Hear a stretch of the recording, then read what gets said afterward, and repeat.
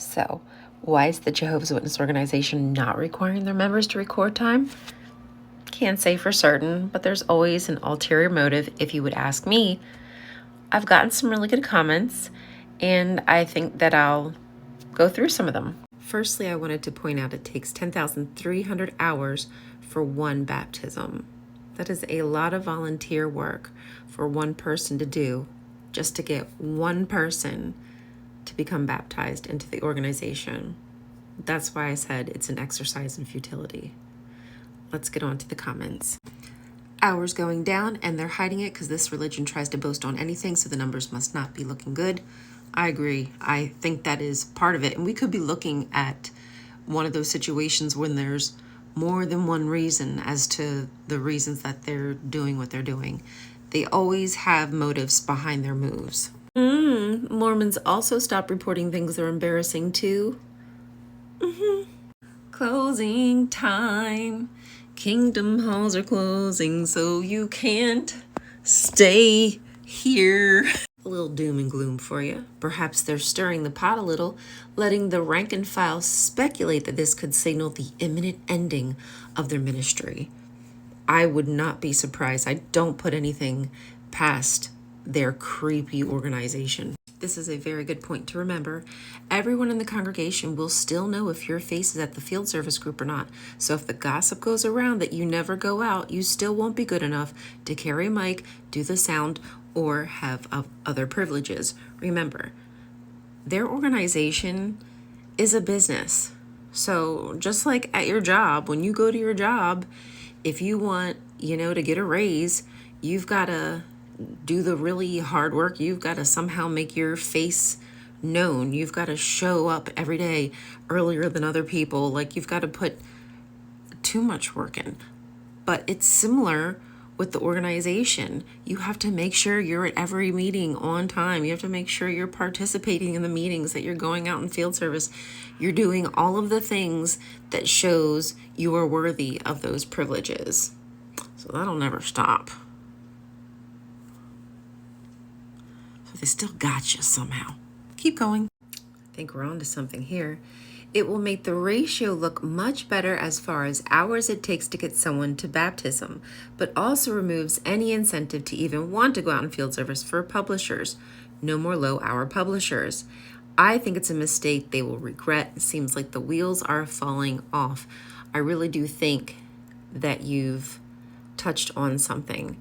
Previously, I read on Reddit that it takes 10,300 hours to get one person baptized. Well, if you cut out the biggest population of the Jehovah's Witnesses, which are the regular publishers, and now only the auxiliary pioneers, etc., are the ones reporting, that 10,000 hours, I don't know the math. I'd have to sit down and do it. Maybe somebody else could.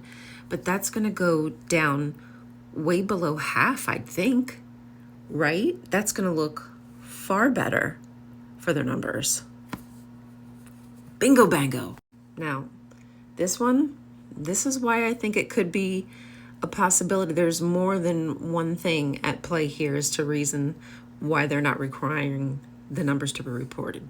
Hi, Ryan and Miss Pickles. Hi, Dandy. And hi, kitties.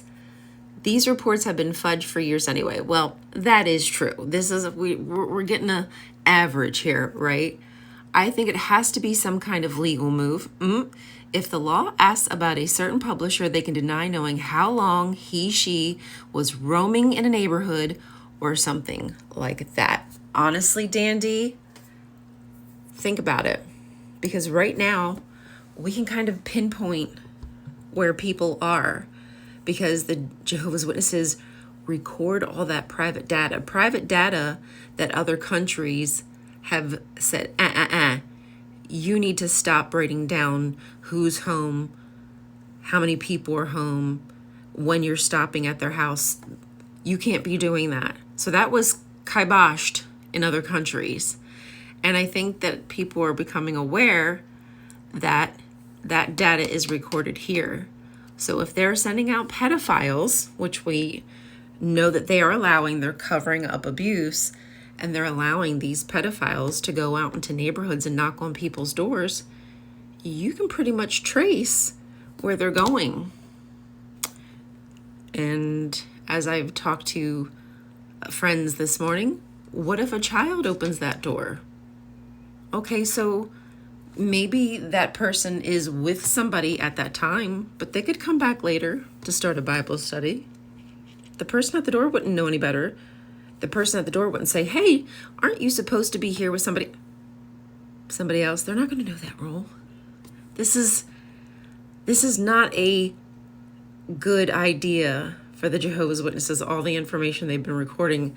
And I think now that their books are trying to be opened up and delved into, they're realizing they have a lot of information that could tie them possibly to even, I don't want to get too conspiratorial, but right?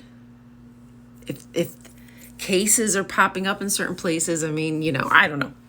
Okay, I'm going to shut up now. But I think that you all made some really good points. I love you all for taking the time to comment and giving me your opinion, because, you help me think of things too, because we're just curious. We know that they're making these moves for some reason. There's always an end goal. And for them, they will do whatever it takes to reach their goal. Doesn't matter who they trample on. That's why we got to make it known to the people who are willing to listen anyhow. Okay, I'm rambling at this point. Thanks for watching. If you haven't liked, please do. If you haven't subscribed, please do. For more of this, whatever this is. Bye.